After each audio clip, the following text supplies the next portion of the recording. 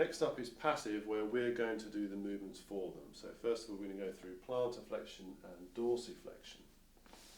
Okay, so from here what we're going to do, a couple of handling methods that we can use, depending upon your strength and power, and also depending upon how much you want to really push into the overpressure of dorsiflexion.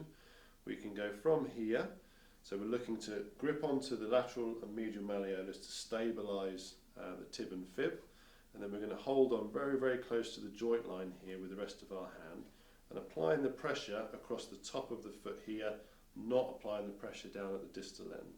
Okay, so from here we're going to apply down into plantarflexion, and then pull it up into dorsiflexion, and back down into plantarflexion. Okay, as an alternative method, especially if you want to really get a decent high strength dorsiflexion movement, you can do it plantarflexion from here, bring it up part way, hand round underneath, and then apply your dorsiflexion in here where you've got a lot better leverage, back to the midway point, back over the top, and then down into plantarflexion. Okay, it would partly depend upon the type of injury you were feeling for as to which technique you would do, and also your preference in terms of if you really don't feel strong coming up into dorsiflexion here, then just automatically go for this method. Okay. Next up is inversion and eversion of the subtalar joint. So coming from underneath, we're going to hold on to the calcaneum here. We're going to stabilise lateral side, we're holding on to the lateral malleolus, medial side we're just distal to the medial malleolus, so we're on the talus, so the talus is fixed.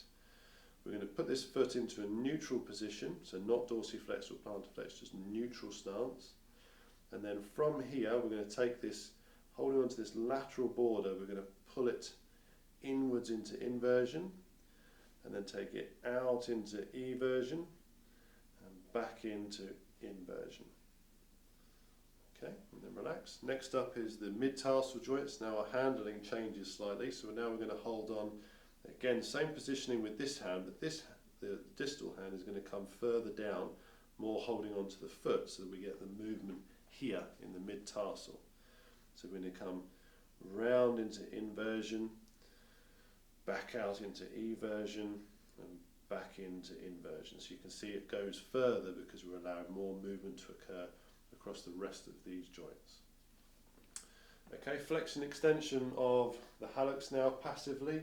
So we're going to try and control this whole toe. We also want to not just focus on the movement here, but throughout the different joints within the toes, so the distal and proximal interphalangeal joints, as well as the metatarsophalangeal joints. Okay, so with the toe here, just nice and relaxed for me, we're just going to take it down into flexion, back up into extension, and back down into flexion. Same thing with these toes. We're going to try and take them down and round into flexion, so trying to flex all of the joints, and then come back up into extension and back down into flexion.